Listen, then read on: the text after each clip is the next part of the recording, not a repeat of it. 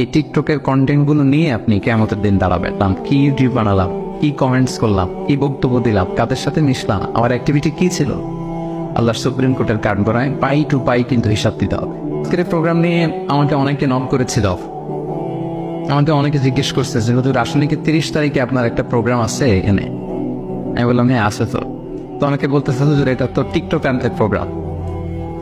তো আমি বলছি ভালো হয়েছে তো, তাইলে টিকটকার ভাইদের সাথে একটা সোশ্যাল গ্যাদারিং হবে, তা তোর ভালো। সবার জন্য আমাদের বাংলা পৌঁছানো দরকার। টিকটকার ভাই বলেন, ইউটিউবার বলেন, সাংবাদিক বলেন, তারপর ব্যবসায়ী বলেন, রাজনীতিবিদ বলেন, সবার প্রতি আমাদের জন্য আমাদের পক্ষ থেকে বার্তা আছে না নেই? আমাদের কাজই হচ্ছে বার্তা দেয়া, বার্তা পৌঁছানো। তো টিকটকার বললেই এটা আবার খুব নেগেটিভ সেন্সে নেওয়ার সুযোগ নেই। এটা একটা সোশ্যাল মিডিয়া প্ল্যাটফর্ম। আসলে কোনো প্ল্যাটফর্মকে আমরা কিভাবে ইউজ করি, দ্যাট ইজ দ্য কোশ্চেন।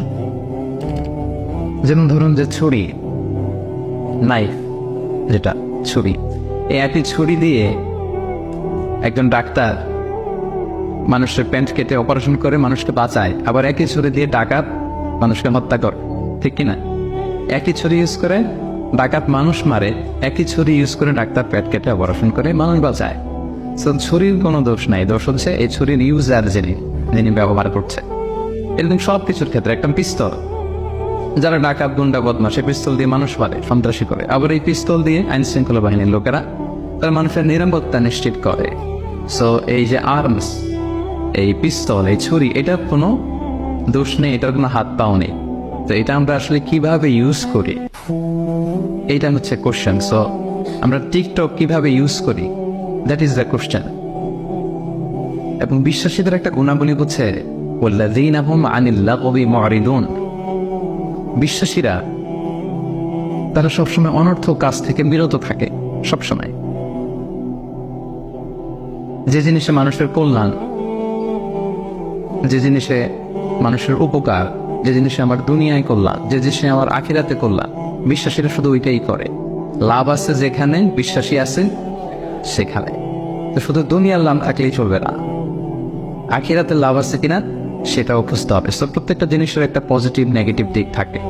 আমরা যদি সোশ্যাল মিডিয়া প্ল্যাটফর্মসগুলো ইউজ করি, বা ধরুন যে টিকটক ইউজ করি, আমার কোনো টিকটক আইডি নাই, আবার টিকটকের ইস্যুটা রেস করে আমি যেটা বোঝাতে চাচ্ছি যে সোশ্যাল মিডিয়া প্ল্যাটফর্মের আসলে কোনো দোষ নেই, দোষ হচ্ছে ইউজারের।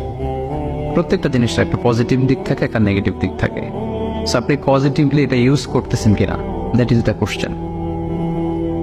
এবং সেটা অ্যাজ এ বিলিভার আমাদেরকে কিন্তু নিজের সাথে নিজের একটা বোঝাপড়া লাগবে যে আমি আসলে টিকটকে কি আপলোড দিচ্ছি, what is the content.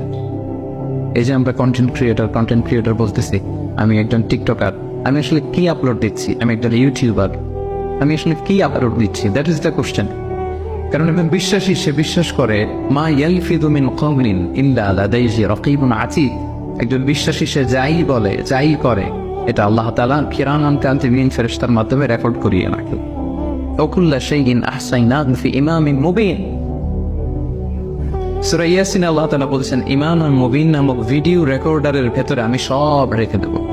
So আপনি টিকটকের ভিতরে কি করতেছেন এটা সেদিন দেখবেন।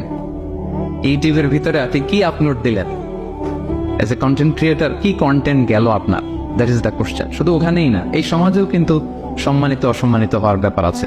আপনার কন্টেন্ট থেকে একজন মানুষ আপনার ব্যক্তিত্বকে জাজ করে, ঠিক কিনা?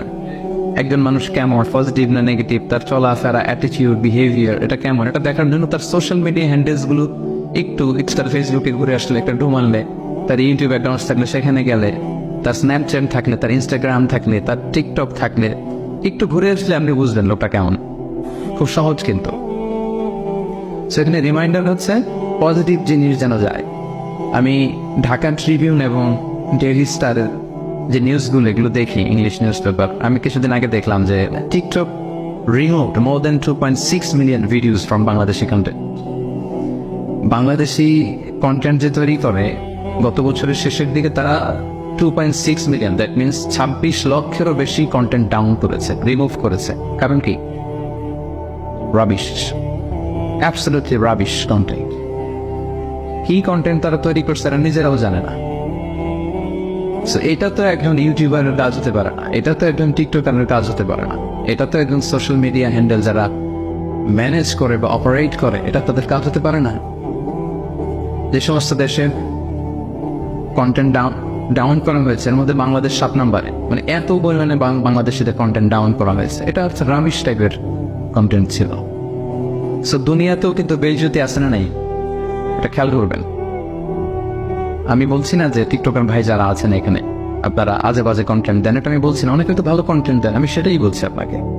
নিজের সাথে একটা নিজের বোঝাপড়া করেন যে আমি যে টিকটকে যে ভিডিওটা আপলোড দিলাম এটা আমার আখিরাতে কতটুকু কাজে লাগবে। এই টিকটকের কন্টেন্টগুলো নিয়ে আপনি কিয়ামতের দিন দাঁড়াবেন, ইউটিউবের ভিডিওসগুলো নিয়ে আপনি কিয়ামতের দিন আল্লাহর সামনে দাঁড়াবেন, এবং আপনার কাছে একটা ডিজিটাল আপনার এন্ড্রোস করা একটা আমলনামা দেয়া হবে, এবং দেখে আপনি বলবেন মা লি হাযাল কিতাবি লা ইউগাদিরু সাগীরাতান ওয়ালা কাবীরাতান ইল্লা আহসাহা। এটা কেমন আমলনামা? ছোট খাটো, ওই যে টিকটক করছিলাম, ওই যে ইউটিউব ভিডিও বানাইছিলাম, ওই যে একজন একটা গালি মারছিলাম ফেসবুকে কমেন্ট বক্সে ঢুইকা, তো স্বাধীন, এরকম স্বাধীনতা, ঢুকে যা কি ইচ্ছা, প্রাইম মিনিস্টারকে গালি দেওয়া যায়, যাকে মনে চায় দাদা আসছে গালি দিচ্ছে, এই তো সামনে নাই। আপনি যেখানে যে কমেন্টস বসিয়েছেন, যেখানে যে টেক্সট করেছিলেন, যেখানে যেটা বলেছেন, যত কন্টেন্ট আপনি ক্রিয়েট করেছেন, এগুলো সব আপনার আমল নামায় সেদিন তুলে দিবে কে? আওয়াজ করে বলে তুলে দিবে কে?